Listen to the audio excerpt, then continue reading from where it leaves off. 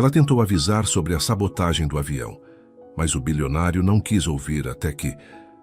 A casa de Laura e Amanda ficava no fim de uma rua de terra, tão simples que os vizinhos sempre diziam que parecia feita de vento, porque o ar passava fácil pelas frestas das tábuas.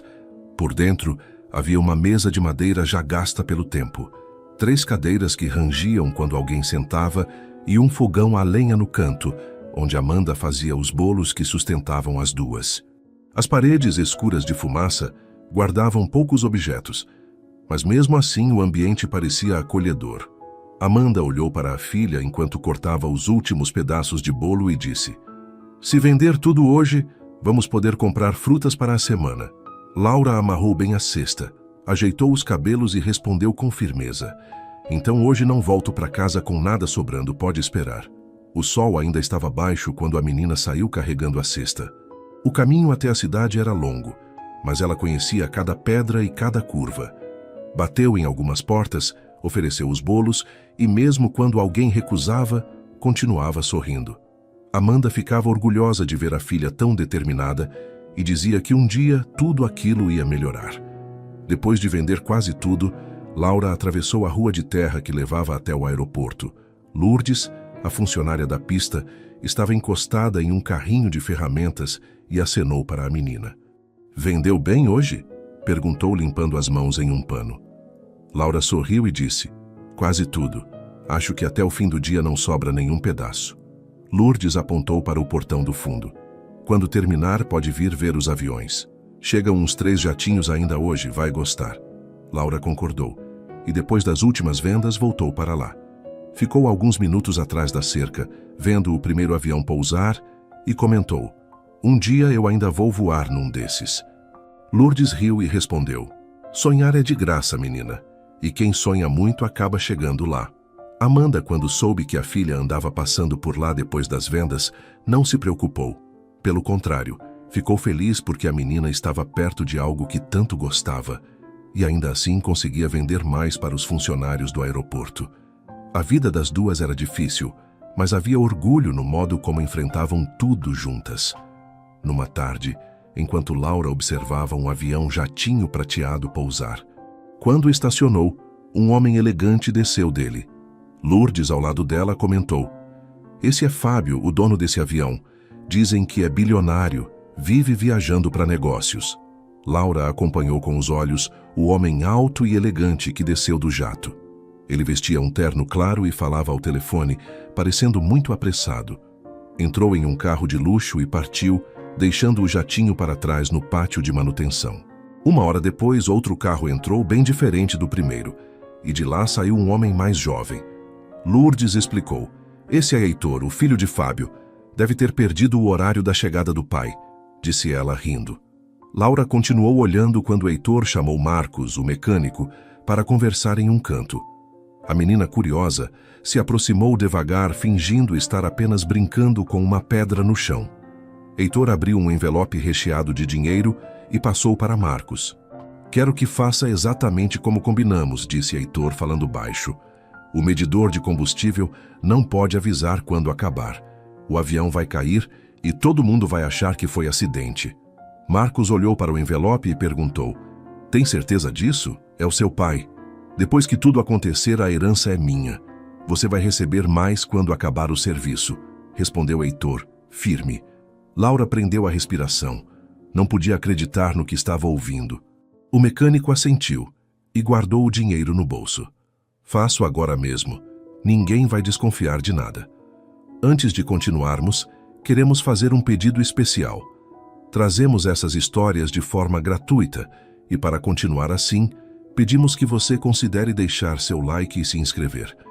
Coloque nos comentários a cidade de onde está assistindo a essa história. Muito obrigado. E vamos continuar.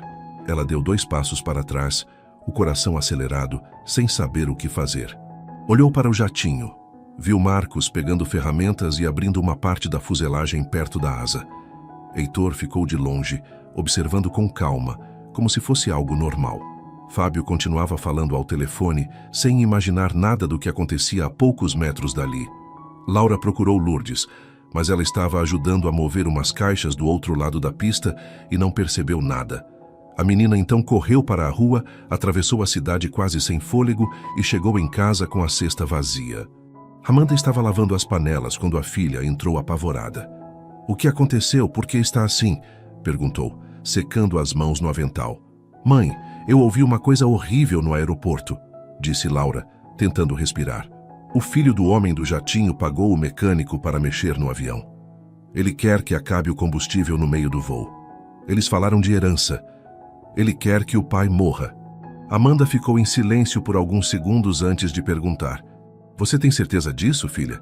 Tem certeza do que ouviu?" "Tenho sim", respondeu a menina sem hesitar. "Eu vi o dinheiro, vi o mecânico mexendo no avião. Eles falaram tudo." A mãe largou o pano e disse: "Então a gente precisa contar para alguém. Não pode deixar isso acontecer." Laura balançou a cabeça nervosa. "Mas quem vai acreditar na gente? Somos só 2 pessoas pobres e ninguém vai ouvir." Amanda respirou fundo tentando pensar, mas a filha insistiu: "Mãe, a gente tem que dar um jeito. Esse homem vai morrer se não avisarmos." As duas se olharam, sem saber o que fazer primeiro, mas com a certeza de que precisavam tentar impedir aquela tragédia antes que fosse tarde demais. A noite caiu e a casa de madeira parecia ainda mais silenciosa do que o normal. Amanda não conseguiu tirar os olhos da filha desde que ela entrou contando o que tinha visto no aeroporto. A menina repetia a história com os olhos arregalados, sem perder nenhum detalhe. Amanda, tentando se manter calma, sentou-se ao lado dela e disse: "Se tudo isso for verdade, precisamos agir agora mesmo, Laura. Não dá para esperar até amanhã." A menina balançou a cabeça rapidamente e respondeu: "Eu sei, mãe. Esse avião pode cair a qualquer momento. Se não avisarmos, ele vai embarcar sem saber de nada." Amanda suspirou fundo. Olhou para o canto da sala onde ficava o telefone antigo, um aparelho verde cheio de arranhões e com o fio enrolado tantas vezes que parecia que ia arrebentar, e disse: "Vamos ligar para o aeroporto. Se contarmos tudo, alguém vai ter que ouvir." Elas foram até o telefone e Amanda discou o número que sempre aparecia nas placas da entrada do aeroporto. Depois de alguns segundos, uma voz atendeu do outro lado e perguntou o que estava acontecendo. Amanda falou com urgência, sem perder tempo com detalhes desnecessários.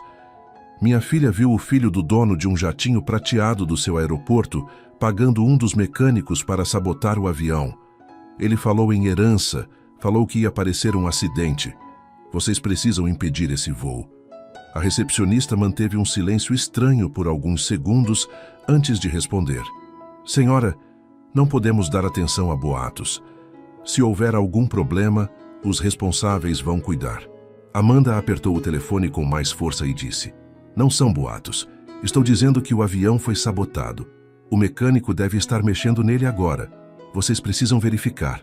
Mas a mulher do outro lado manteve a mesma calma irritante, dizendo apenas: "Senhora, eu já disse que não posso passar esse tipo de informação. Boa noite." E desligou. O clique seco do telefone fez Amanda ficar parada por alguns segundos, olhando para o aparelho como se não acreditasse no que tinha acabado de acontecer. Laura, nervosa, perguntou: "Por que ela não acreditou, mãe? Por que ela desligou desse jeito?" Amanda colocou a mão na testa e respondeu: "Não sei, filha. Mas parece que ela não quer se envolver. Talvez alguém tenha pago para ela ficar quieta também." Laura apertou os punhos e disse: "Se não fizerem nada, vai ser culpa deles também. A gente tem que dar um jeito antes que esse homem embarque."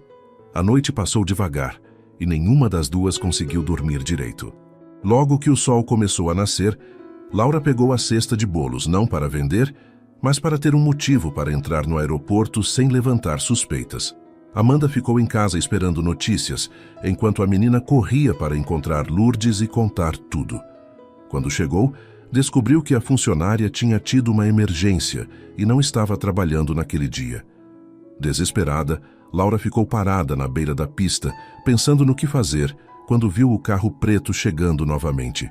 Fábio desceu com passos rápidos, falando ao telefone, e olhando para o relógio como alguém que já estava atrasado. Sem pensar 2 vezes, Laura correu até a grade e gritou: "Não entra nesse avião, ele está sabotado. Querem que ele caia."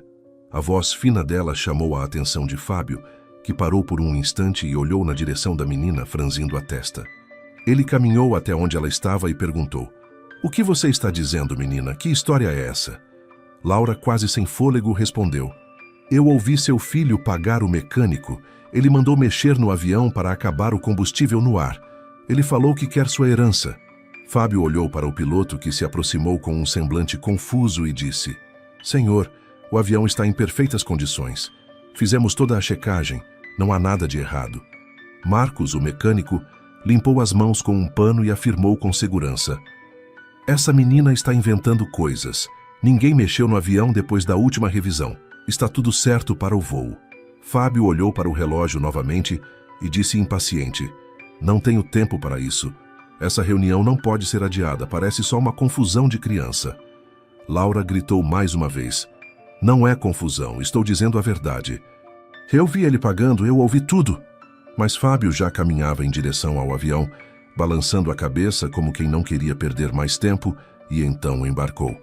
Marcos voltou para perto da aeronave e o piloto começou a ligar os motores. Laura sentiu o coração disparar quando o avião começou a se mover lentamente na pista. Foi nesse momento que, do outro lado, Amanda surgiu correndo, gritando para que parassem. Ela entrou pela lateral da pista e ficou bem na frente da aeronave, com os braços abertos, obrigando o piloto a frear. Fábio saiu irritado e disse: "Mas o que está acontecendo agora? Por que todo mundo resolveu interromper meu voo?" Amanda, sem perder o fôlego, respondeu: "Porque sua filha está dizendo a verdade. Eu sou mãe dela e acredito em tudo que ouviu. Se você embarcar, vai se arrepender. Esse avião foi sabotado e você precisa investigar antes de decolar." Fábio ficou em silêncio por alguns segundos, olhando para as duas e depois para o mecânico, que manteve a expressão de inocência. Por fim, respirou fundo, tirou o telefone do bolso e disse: "Está bem, vamos investigar isso antes de levantar voo. Mas isso vai me atrasar muito."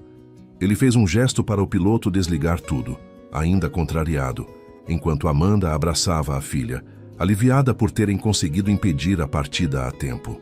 Fábio caminhava de um lado para o outro com passos duros, o telefone ainda na mão, tentando reorganizar a agenda mentalmente enquanto os motores do avião eram desligados.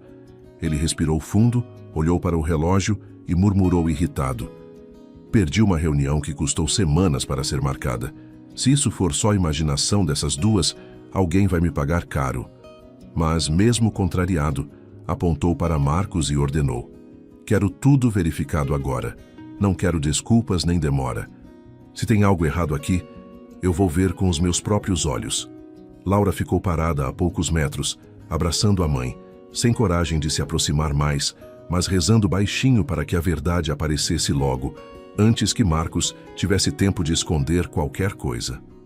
Os pilotos saíram da cabine conversando entre si e um deles comentou que nunca tinham visto o patrão tão nervoso. Fábio interrompeu e disse: "Parem de falar e ajudem a verificar. Quero esse avião inteiro revistado cada canto e quero agora." Marcos, mantendo a calma que vinha exibindo desde o início, balançou a cabeça e falou: "Não há necessidade disso, Sr. Fábio. Esse avião está perfeito como sempre esteve. Essa menina deve ter entendido tudo errado." Mas Fábio apontou o dedo para ele e retrucou com firmeza: "Se não tem nada a esconder, não vai se importar de mostrar tudo, não é?" O mecânico engoliu seco e respondeu: "Claro, sem problema." Mas assim que virou as costas, Fábio percebeu o jeito tenso com que ele cochichou com outro funcionário perto do hangar. O bilionário se aproximou sem fazer barulho e ouviu quando Marcos disse em voz baixa: "Preciso sumir com aquela peça antes que ele veja." O outro funcionário perguntou qual peça, e Marcos respondeu: "A que eu mexi ontem à noite." Fábio sentiu um frio percorrer a espinha. "Ontem à noite?" repetiu em voz alta, fazendo os dois se virarem assustados. "Então realmente mexeu no avião sem autorização?" Marcos tentou disfarçar, dizendo que era apenas um ajuste de rotina, mas Fábio não quis ouvir. Ele empurrou o homem para o lado e disse: "Mostre o que fez agora." O mecânico hesitou por um segundo, mas depois caminhou até a lateral da aeronave e apontou para uma tampa metálica mal parafusada. Qualquer um, mesmo sem entender nada de mecânica, perceberia que aquela peça tinha sido recolocada às pressas, com marcas de ferramenta recentes e arranhões que não estavam ali antes. Fábio se ajoelhou, passou a mão pelo metal e disse em voz baixa, quase para si mesmo: "Meu Deus, era verdade." Ele se levantou devagar, olhando para Marcos com uma expressão que misturava raiva e incredulidade. "Você tem ideia do que poderia ter acontecido? Eu ia morrer nesse avião", disse, a voz falhando no final da frase. Marcos tentou falar algo, mas Fábio continuou. "E foi meu próprio filho quem pediu isso. Meu filho." Ele levou as mãos ao rosto e por um momento ficou parado, respirando com dificuldade antes de balançar a cabeça e dizer: "Não posso acreditar que Heitor seria capaz disso." Amanda se aproximou, tocou o braço dele e disse: "Senhor Fábio, precisamos agir com cuidado. Se ele souber que descobriu tudo, pode tentar fugir antes que a polícia faça alguma coisa." Fábio olhou para ela, ainda confuso, e perguntou: "O que você sugere?" Amanda respirou fundo e falou: "Pague Marcos para fingir que deu tudo certo. Se o filho acreditar que o avião caiu, talvez fale demais sem perceber." Fábio virou para o mecânico e perguntou: "Quanto ele te pagou para fazer isso?" Marcos respondeu com a voz trêmula: "Muito dinheiro, senhor, mas eu juro que não queria machucar ninguém." "Foi só pelo dinheiro." Fábio encarou o homem por alguns segundos e disse: "Vai receber o dobro para fingir que cumpriu o plano. Ligue para ele, diga que o avião caiu. Quero ouvir essa conversa. E se tentar me enganar, vai ser preso agora mesmo." Marcos hesitou, mas diante do olhar firme do bilionário concordou. "Tudo bem, eu ligo", disse, passando a mão nervosa pelo rosto. Enquanto isso, Amanda puxou discretamente Laura para um canto e sussurrou: "Vou ligar para a polícia agora. Se conseguirmos pegar ele falando, vão ter prova suficiente para prender os dois." A menina assentiu, ainda tremendo de nervoso, e perguntou se o homem rico estava acreditando nela finalmente. Amanda respondeu: "Ele está vendo tudo com os próprios olhos, filha. Agora não há mais como negar." Fábio continuava andando de um lado para o outro, os olhos vermelhos, tentando se recompor, enquanto Marcos discava o número de Heitor. "Quero ouvir tudo no viva voz", disse o bilionário, a voz firme apesar das lágrimas que ele secava discretamente. "Quero ter certeza de que esse traidor vai cair na própria armadilha." Marcos assentiu, ligando para Heitor com as mãos suadas. Do outro lado, a voz do rapaz atendeu sem imaginar nada do que estava acontecendo. Laura, ainda abraçada à mãe, assistia a tudo em silêncio, o coração disparado, torcendo para que aquele fosse o começo do fim para quem quase causou uma tragédia. Marcos colocou o telefone no viva voz, as mãos suadas e o olhar inquieto, enquanto Fábio permanecia parado ao lado dele, os olhos fixos no aparelho, como se cada segundo fosse uma eternidade. Quando Heitor atendeu, a voz soou relaxada, quase impaciente, perguntando se o serviço estava feito. Marcos respirou fundo antes de responder que sim, que o avião tinha decolado, perdido força no ar e caído como planejado, e que ninguém tinha sobrevivido. Por um instante, houve apenas silêncio do outro lado da linha.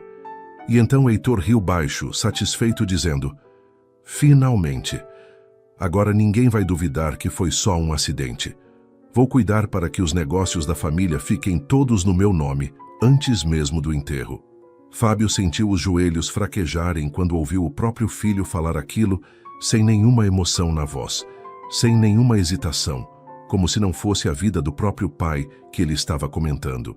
Marcos continuou a conversa, fingindo que precisava confirmar os próximos passos, e Heitor, sem imaginar nada, revelou que planejava vender parte das empresas e investir o dinheiro fora, longe de qualquer pessoa da família. Fábio, já com os olhos marejados, fez um sinal para que Marcos ficasse em silêncio e pegou o telefone com a mão trêmula. "Sou eu, Heitor", disse Fábio, a voz falhando no começo, mas logo ficando firme. "Sou eu, seu pai, e estou ouvindo tudo o que você disse, cada palavra." Do outro lado, houve um silêncio pesado antes de Heitor perguntar, a voz repentinamente nervosa como aquilo era possível. Fábio respirou fundo e respondeu: "Agora sei que era verdade. Sei que você tentou me matar. Sei que pagou para sabotarem meu avião. Sei que estava pronto para me enterrar vivo enquanto corria atrás do meu dinheiro. Heitor tentou negar, mas Fábio continuou, a voz ficando mais alta e embargada. Não adianta mentir, eu ouvi, e você não vai escapar disso. A polícia já está vindo, e eu juro que você não vai sair impune. Do outro lado da linha, Heitor ficou em silêncio por alguns segundos. Depois disse em um tom irritado que aquilo não ia ficar assim, que tudo não passava de um mal-entendido e que ele explicaria pessoalmente. Mas Fábio, com a respiração pesada, respondeu: não há explicação para o que você fez. Você é meu filho, Heitor, e mesmo assim tentou acabar com a minha vida. Isso não tem volta. Enquanto isso, Amanda, que havia ligado discretamente para a polícia momentos antes, recebeu a confirmação de que as viaturas estavam a caminho. Laura, ao lado dela, apertava as mãos nervosa, sem acreditar que tudo estava acontecendo tão rápido. Marcos, percebendo que a situação tinha virado completamente contra ele, começou a suar ainda mais, perguntando a Fábio se podia ir embora agora que tinha ajudado. Fábio olhou para ele com raiva e respondeu: você vai ficar bem aqui até a polícia chegar. Vai contar tudo, palavra por palavra, e vai devolver cada centavo que recebeu. Poucos minutos depois, o som das sirenes começou a se aproximar. Heitor, ouvindo aquilo pelo telefone, entendeu que não tinha muito tempo e desligou sem dizer nada. Fábio ainda tentou chamar pelo nome dele, mas a ligação já tinha caído. Marcos olhou para o chão, derrotado, enquanto duas viaturas paravam perto do hangar. 3 policiais desceram rapidamente, armados, pedindo que ninguém saísse do lugar. Fábio apontou para Marcos e disse: é ele, recebeu dinheiro para sabotar meu avião. E meu filho, Heitor, está fugindo agora mesmo. Os policiais pegaram Marcos sem resistência. Um deles perguntou onde estava o dinheiro. E Marcos apontou para uma mochila jogada dentro de uma sala lateral, confirmando que era ali que estava tudo o que tinha recebido. Pegue, é todo dele e do filho, disse o mecânico sem coragem de olhar para Fábio. Os policiais recolheram a mochila, verificaram o conteúdo e confirmaram que havia uma grande quantia em dinheiro vivo, tudo em notas que ainda tinham os elásticos do banco. Fábio assistia a tudo sem dizer nada, a expressão misturando raiva e tristeza. Ele perguntou aos policiais se conseguiriam encontrar Heitor, e um deles respondeu: se ele estiver na cidade, vamos pegar. Mas agora mesmo já deve estar tentando escapar. Fábio levou as mãos ao rosto e murmurou: meu próprio filho tentando me matar. Como isso aconteceu com a minha família? Amanda colocou a mão no ombro dele e disse: agora o mais importante é que o senhor está vivo. Ele vai ter que pagar pelo que fez. Fábio balançou a cabeça, mas respondeu com a voz baixa: eu queria justiça, não queria perder meu filho desse jeito. Os policiais colocaram Marcos na viatura, enquanto outros 2 começaram a anotar todos os detalhes que Fábio e Amanda relataram. Laura, em silêncio, observava tudo de perto, sabendo que a parte mais perigosa ainda estava por vir, porque Heitor não estava ali, e ninguém sabia até onde ele seria capaz de ir para escapar. Fábio, parado ao lado da pista, olhava para o próprio avião e sentia um peso enorme no peito. Eu podia ter morrido hoje, disse ele para Amanda, a voz baixa como quem fala para si mesmo. E pior que isso, podia ter morrido sem saber que era meu filho quem estava por trás.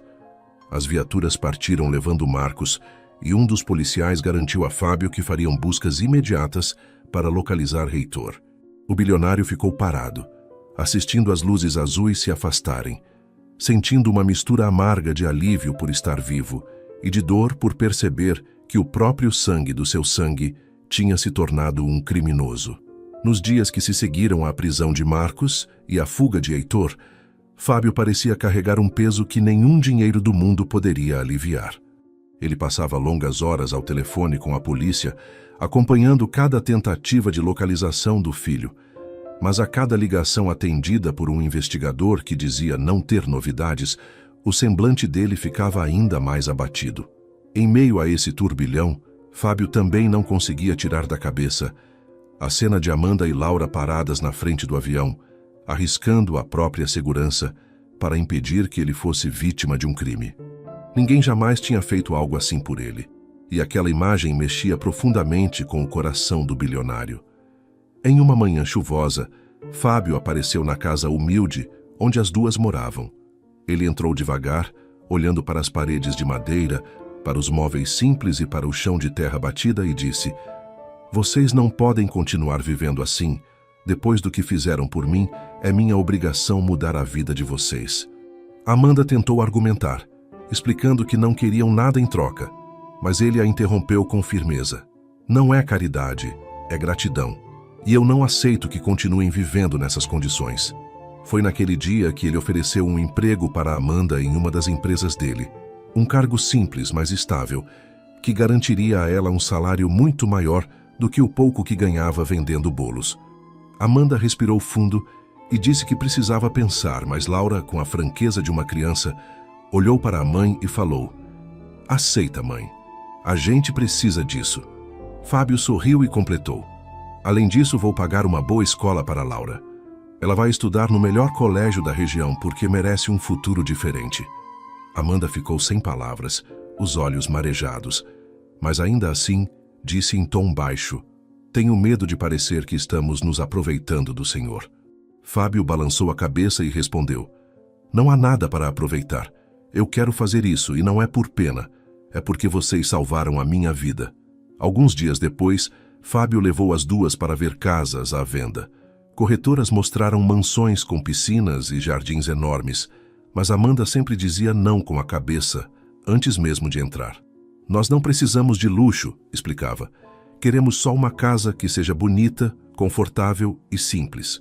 No fim, escolheram uma residência térrea, com paredes claras, janelas grandes e um quintal onde Laura poderia plantar flores e brincar sem medo de carros passando perto. Era uma casa bem diferente da antiga, mas sem ostentação alguma. Quando assinaram os papéis, Amanda olhou para Fábio e disse: "Não sei como agradecer, mas ainda me sinto estranha com tudo isso." Ele respondeu calmamente: "Agradeça vivendo bem. É só isso que quero." No dia da mudança, Laura corria pelos cômodos sorrindo como nunca antes, abrindo as janelas, vendo os armários novos, o quarto que agora seria só dela. Fábio assistia à cena em silêncio, percebendo que aquele entusiasmo genuíno não tinha nada a ver com o tamanho da casa ou com o dinheiro que custara. Era alegria simples, daquelas que não dependem de riqueza, apenas de segurança e afeto. Durante a noite, já bem alocadas na casa nova, Amanda preparava o primeiro jantar no fogão brilhando de novo, e Laura arrumava a mesa com um sorriso largo.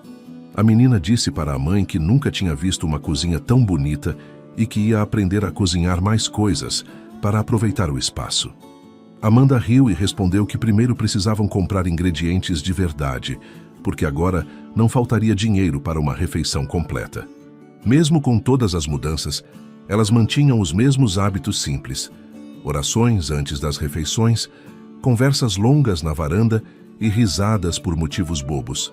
A notícia chegou numa tarde silenciosa, quando Fábio estava sozinho em seu escritório, cercado de papéis e de uma lista interminável de compromissos que já não tinham importância alguma. Um dos policiais com quem ele vinha falando quase todos os dias ligou para informar que Heitor tinha sido encontrado.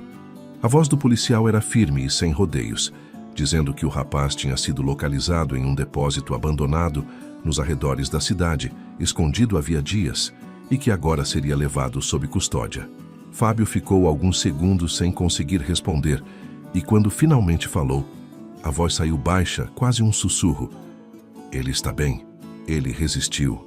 O policial explicou que Heitor não reagira, mas que estava abatido e estranhamente calado, sem negar as acusações.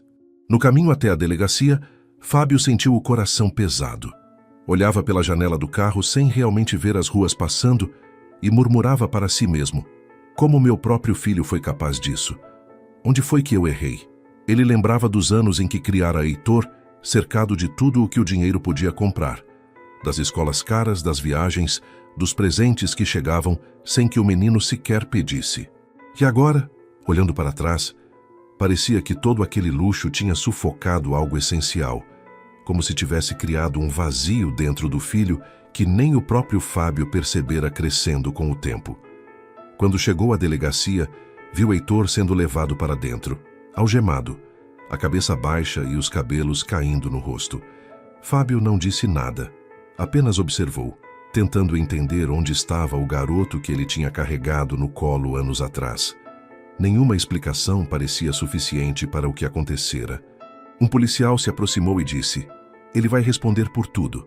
O senhor quer falar com ele antes de levá-lo?" Fábio respirou fundo, mas balançou a cabeça negativamente. "Agora não. Não sei o que eu poderia dizer." Naquela noite, de volta à sua mansão, Fábio caminhou pelos corredores enormes e silenciosos, olhando para os quadros nas paredes e para os móveis caros que brilhavam sob as luzes. Sentou-se na sala principal, onde antes costumava receber dezenas de pessoas para festas e reuniões, e agora só havia um silêncio incômodo. "De que serve tudo isso?" disse em voz baixa. "Se no fim das contas estou sozinho." A mansão parecia maior do que nunca, como se cada cômodo ecoasse a solidão que ele sentia. Ele pensava em Heitor, em como o filho estava agora em uma cela fria, e a pergunta continuava voltando sem parar: como ele pôde me trair desse jeito? Enquanto Fábio mergulhava nesses pensamentos, Amanda e Laura, na casa nova, conversavam na varanda. A menina disse que o homem devia estar muito triste e que talvez precisassem fazer algo para ajudá-lo a se sentir melhor. Amanda concordou, dizendo que Fábio tinha dado tanto para elas e agora parecia mais vazio do que antes, como se o dinheiro tivesse perdido o sentido. "Vamos visitá-lo amanhã", disse Amanda, "e vamos levar alegria para aquela casa, nem que seja só por um dia." Laura sorriu e respondeu que faria um desenho para ele. Algo simples, mas que pudesse lembrar a ele que ainda havia motivos para sorrir. Na manhã seguinte, Fábio estava tomando café sozinho quando ouviu vozes no portão. Levantou-se sem entender e ficou surpreso ao ver Amanda e Laura entrando com um sorriso largo e uma cesta nas mãos. "Viemos tomar café com o senhor", disse Amanda, antes que ele pudesse perguntar qualquer coisa. Laura completou, erguendo um papel colorido. "E eu trouxe um presente." Era um desenho simples, feito com lápis de cor, mostrando uma casa, um sol enorme e 3 pessoas de mãos dadas no quintal. Fábio olhou para aquilo por alguns segundos antes de dizer: "Vocês não fazem ideia do quanto eu precisava disso hoje." A empregada, surpresa com a visita, rapidamente preparou a mesa com frutas, pães e café quente. Era um café da manhã simples, mas o ambiente parecia completamente diferente de todos os outros que Fábio tivera ali. Não havia empresários falando de contratos, nem garçons servindo pratos caros. Havia apenas Amanda contando histórias engraçadas do tempo em que vendia bolos na rua, Laura rindo alto a cada lembrança e Fábio ouvindo tudo com atenção, como se aquelas vozes preenchessem o vazio da casa. Em certo momento, Fábio olhou para Amanda e disse: "Vocês me mostram algo que o dinheiro nunca conseguiu me dar. Essa casa sempre esteve cheia de coisas caras, mas vazia de vida." Amanda sorriu de leve e respondeu: "Talvez porque o senhor nunca parou para ver o que realmente importa." Laura, com a inocência de sempre, completou: "Importa ter gente para rir junto, não só um lugar bonito para morar." Fábio riu baixo, passando a mão nos olhos como quem tentava disfarçar a emoção, e concordou: "Acho que vocês têm razão." Depois do café, caminharam pelo jardim e Laura correu pelo gramado como se fosse a dona do lugar. Fábio assistia em silêncio, sentindo uma paz que não sentia havia muito tempo. Ele comentou com Amanda: "Quando comprei esta casa, achei que o tamanho e a beleza dela iam me trazer felicidade. Mas vocês me mostram que não é a casa, são as pessoas dentro dela que fazem diferença." Amanda respondeu: "A felicidade não depende do tamanho das paredes, mas do que a gente vive aqui dentro." Mais tarde, quando as duas foram embora, Fábio ficou parado na varanda, olhando para a cesta vazia que tinham trazido e para o desenho colorido que Laura deixara sobre a mesa. Aquele pedaço de papel com 3 figuras de mãos dadas sob um sol enorme parecia ter mais valor do que qualquer quadro caro pendurado nas paredes. Ele pensou em como a vida tinha mudado em tão pouco tempo: o filho na prisão, a solidão que parecia insuportável e, ao mesmo tempo, a chegada inesperada de 2 pessoas simples que agora davam a ele um motivo para acordar no dia seguinte. Naquela noite, Fábio caminhou pelos corredores da mansão e percebeu que, pela primeira vez, o lugar não parecia tão vazio. Ele sabia que o dinheiro continuaria lá, mas entendeu que a verdadeira riqueza estava naquelas risadas durante o café da manhã, na companhia sincera de Amanda e Laura e na possibilidade de recomeçar, mesmo depois de tanta dor. Ao se deitar, olhou para o desenho sobre a mesa de cabeceira e murmurou: "Talvez seja isso que eu procurava o tempo todo."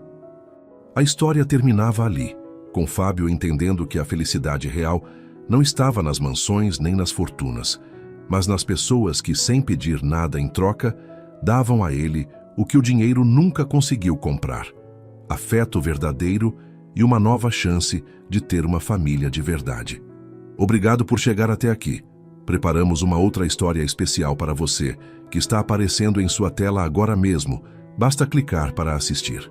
Em um mundo onde tanta dor passa em silêncio, você escolheu escutar até o fim. Se essa história mexeu com você, deixe sua inscrição. Isso nos ajuda a continuar trazendo relatos reais que merecem ser contados. Escreva nos comentários de onde você está assistindo. E se puder, compartilhe. Pode parecer pouco, mas espalhar uma história de superação é também espalhar esperança.